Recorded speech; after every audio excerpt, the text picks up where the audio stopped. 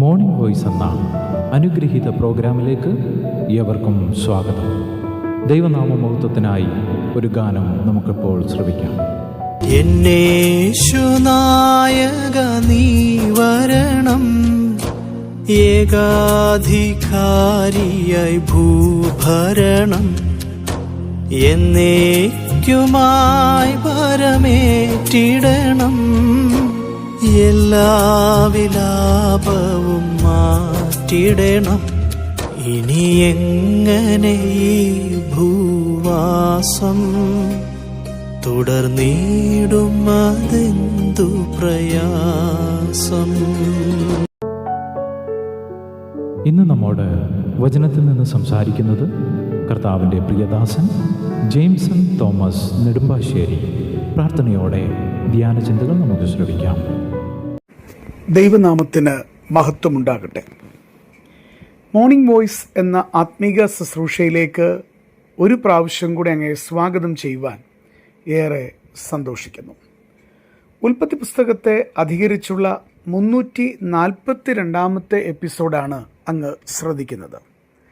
കർത്താവിൻ്റെ കൃപയിൽ ആശ്രയിച്ച് ഇന്ന് നാം 44 അധ്യായം ഉൽപ്പത്തി പുസ്തകത്തിലേക്ക് പ്രവേശിക്കുകയാണ്.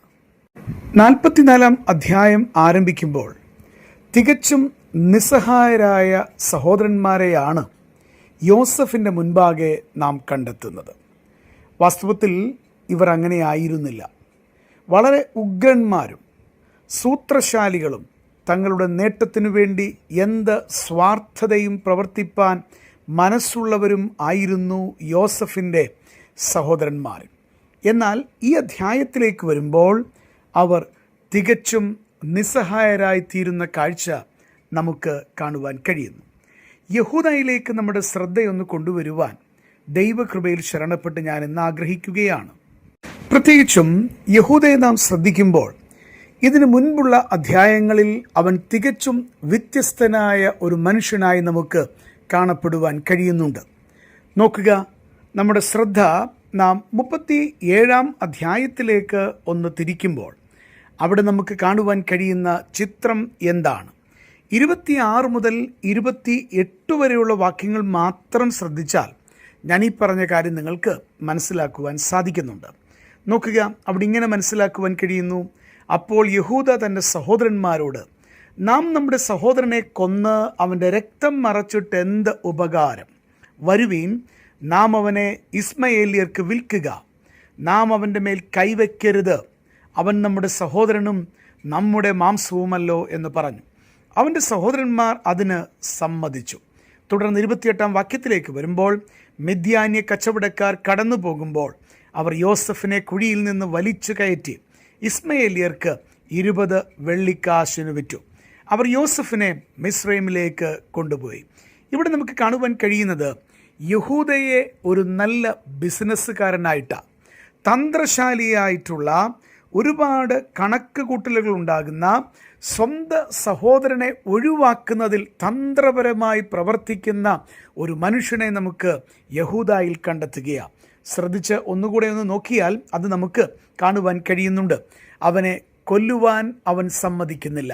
പകരം അവരുടെ കൈകളിന്മേൽ അവൻ്റെ രക്തം വരാതെ ലാഭമുണ്ടാക്കുവാനും അതേസമയം ഈ സഹോദരനായ യോസഫിനെ ഒഴിവാക്കുവാനുമുള്ള തന്ത്രം ഇവിടെ യഹൂദ തൻ്റെ സഹോദരന്മാർക്ക് പറഞ്ഞു കൊടുക്കുകയാണ്.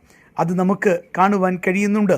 അതുകൊണ്ട് തന്നെ നമുക്ക് കാണുവാൻ കഴിയുന്നത്, മിദ്യാന്യ കച്ചവടക്കാരുടെ കയ്യിലേക്ക് അവനെ ഏൽപ്പിച്ച് അവനെ വിറ്റുകളഞ്ഞ് 20 വെള്ളിക്കാശ് തങ്ങൾക്ക് നേട്ടമുണ്ടാക്കുന്ന തന്ത്രശാലിയായ ഒരു സഹോദരനെ നമുക്കിവിടെ കാണുവാൻ കഴിയുന്നുണ്ട്. ഇന്നും എത്രയോ പേരെ നമുക്ക് അങ്ങനെ കണ്ടെത്തുവാൻ കഴിയുന്നുണ്ട്.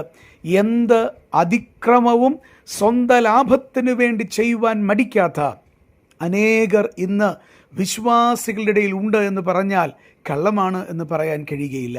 എന്നാൽ ഒരു കാര്യം ഓർമ്മപ്പെടുത്തട്ടെ, യഹൂദയെ മാറ്റിയ ദൈവം, അല്ലെങ്കിൽ യഹൂദയ്ക്ക് മാറേണ്ടി വന്നു. ജീവിതത്തിൻ്റെ അനേക തിക്താനുഭവങ്ങൾ അവനെ മാറ്റിയെടുത്തു. ആ ദൈവം ഇന്നും ജീവിക്കുന്നവനാണ്. തന്ത്രശാലികളായി മുന്നോട്ട് പോകുന്ന സഹോദരന്മാർ, സഹോദരിമാർ, മറ്റുള്ളവർക്ക് ഒരു മുന്നറിയിപ്പായി യഹൂദ നിൽക്കുന്നുവെന്നുള്ളത് നമുക്ക് കാണുവാൻ കഴിയുന്നു. 38 അധ്യായം ഉൽപ്പത്തി പുസ്തകത്തിലേക്ക് വരുമ്പോൾ അവിടെയും നമുക്ക് തന്ത്രശാലിയായ യഹൂദയെ കാണുവാനായിട്ട് സാധിക്കുന്നുണ്ട്. അവിടെ നമുക്ക് വളരെ വ്യക്തമായിട്ട് മരുമകൾക്കെതിരെ പോലും തന്ത്രം ഉപയോഗിക്കുന്ന, ആ രീതിയിൽ പ്രവർത്തിക്കുന്ന ഒരു മനുഷ്യനായി നമുക്ക് യഹൂദയെ കാണുവാൻ കഴിയുകയാണ്. എന്നാൽ 44 അധ്യായത്തിലേക്ക് വരുമ്പോൾ ചിത്രം അപ്പാടെ മാറുന്ന ചരിത്രമാണ് നമുക്ക് കാണുവാൻ കഴിയുന്നത്. ഉദാഹരണമായിട്ട് 44 അധ്യായത്തിൻ്റെ 14 മുതലുള്ള വാക്യങ്ങളൊന്ന് ശ്രദ്ധിച്ചു നോക്കിയാൽ അവിടെ നമുക്ക് യോസഫിൻ്റെ വീട്ടിലെത്തപ്പെടുന്ന ഈ സഹോദരന്മാരെയും യഹൂദായെയും നമുക്ക് കാണുവാൻ കഴിയുന്നുണ്ട്. തുടർന്ന് താഴേക്ക് വരുമ്പോൾ 16 വാക്യത്തിൽ അവൻ ഇങ്ങനെ പറയുകയാണ്, അതിന് യഹൂദ, യജമാനനോട് ഞങ്ങൾ എന്ത് പറയേണ്ടു? ഞങ്ങൾ എന്ത് ബോധിപ്പിക്കേണ്ടു? എങ്ങനെ ഞങ്ങളെ തന്നെ നീതീകരിക്കേണ്ടു?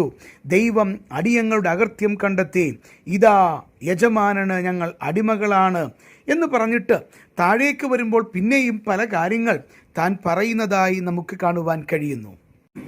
അപ്പനെക്കുറിച്ച് വലിയ ഭാരമുള്ള, അപ്പൻ്റെ മുൻപിൽ തുടർന്ന് എങ്ങനെ നിൽക്കുമെന്നറിയാതെ അപ്പൻ കഠിനമായ വസനത്താൽ മരിച്ചു പോകുമെന്ന് വ്യാകുലപ്പെടുന്ന യഹൂദായെ നമുക്ക് കാണുവാനായിട്ട് സാധിക്കുകയാണ്. ഞാൻ സമയപരിധിയിൽ ഇങ്ങനെ അതിനെ പറയാനായിട്ട് ആഗ്രഹിക്കുക. നമ്മൾ മുൻപ് ഓർത്ത വേദഭാഗങ്ങളിലൊക്കെ മനസ്താപമില്ലാതെ എന്ത് കാര്യവും തൻ്റെ സ്വാർത്ഥ നേട്ടത്തിനായി അല്ലെങ്കിൽ തങ്ങളുടെ സഹോദരന്മാർക്കു വേണ്ടി അത്തരത്തിൽ ക്രൂരകൃത്യം ചെയ്യുവാൻ പല കാര്യങ്ങൾ ഉപദേശിച്ചു കൊടുത്ത ഈ മനുഷ്യനുണ്ടല്ലോ, ഇവിടേക്ക് വരുമ്പോൾ അല്പം മാറ്റമുള്ളവനായി അപ്പനെ പറ്റിയുള്ള ചിന്താഭാരത്താൽ നിറയുന്ന നിസ്സഹായ സ്ഥിതിയിലേക്ക് അവൻ വരുന്ന ചരിത്രമാണ് നമുക്ക് കാണുവാൻ കഴിയുന്നത്. പ്രിയപ്പെട്ടവരെ, ഞാനൊരു കാര്യം ഓർമ്മപ്പെടുത്തട്ടെ.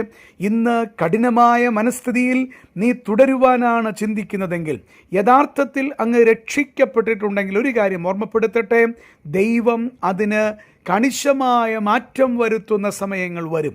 എന്നാൽ വളരെ വ്യക്തമായി വിസ്താര ഭയത്തിൽ ഇങ്ങനെ ഓർമ്മപ്പെടുത്തട്ടെ, അതിനു മുൻപ് ജീവിതത്തിൽ ദൈവമുൻപാകെ തെറ്റുകളെ ഏറ്റുപറഞ്ഞുപേക്ഷിച്ച് പ്രയോജനപ്രദമായ നിലയിൽ ജീവിതത്തെ മാറ്റിയെടുക്കുവാൻ ദൈവമുൻപാകെ അനുതപിക്കുന്ന ഹൃദയത്തോടെ കടന്നു വരുവാൻ ഞാൻ ആഹ്വാനം ചെയ്യുകയാണ്. പ്രിയപ്പെട്ടവരെ, ദൈവം ശിക്ഷകളിലൂടെ മാറ്റുന്നതിനേക്കാൾ നല്ലത് ദൈവത്തിൻ്റെ ശാസന കേൾക്കുന്ന സമയത്ത് തന്നെ, ദൈവത്തിൻ്റെ വചനം ഇടപെടുന്ന സമയത്ത് തന്നെ ജീവിതത്തെ ക്രമീകരിക്കുന്നതാണ് എന്ന് നാം ഇവിടെ ഓർക്കേണ്ടത് ആവശ്യമുണ്ട്. ഇവിടെ ഇതാ യഹൂദ നിസ്സഹായ സ്ഥിതിയിലെത്തുകയാണ്. എന്നാൽ അതിനു മുൻപ് അവൻ നേർമയോടെ ജീവിച്ചിരുന്നുവെങ്കിൽ എത്ര നന്നായിരുന്നു. ദൈവം നമ്മളെക്കുറിച്ച് എന്താണ് പറയുന്നത്? നേർമയോടെ ജീവിച്ചുവെന്ന് പറയുമോ, അതോ സൂത്രശാലി ആയിരുന്നുവെന്ന് പറയുമോ? അങ്ങനെയാണെങ്കിൽ നമ്മെ മാറ്റുവാൻ ദൈവത്തിൻ്റെ ശിക്ഷാക്രമങ്ങൾ മുന്നോട്ട് വരും എന്നുള്ളത് മറക്കരുത്. എന്നാൽ അതിനു മുൻപ് ജീവിതത്തെ ക്രമപ്പെടുത്തുവാൻ ബുദ്ധി ഉപദേശിച്ചുകൊണ്ട് വാക്കുകൾ നിർത്തുന്നു. ദൈവം അങ്ങേ അനുഗ്രഹിക്കട്ടെ. ഇതുവരെ ഞങ്ങളെ ശ്രദ്ധിച്ച എല്ലാവർക്കും വീണ്ടും വരുന്ന കർത്താവിൻ്റെ വിശുദ്ധമായ യേശുക്രിസ്തുവിൻ്റെ നാമത്തിൽ ഞങ്ങളുടെ സ്നേഹവന്ദനം അറിയിക്കുന്നു. കർത്താവ് നമ്മളെല്ലാവരെയും അനുഗ്രഹിക്കുമാറാകട്ടെ. ആമേൻ.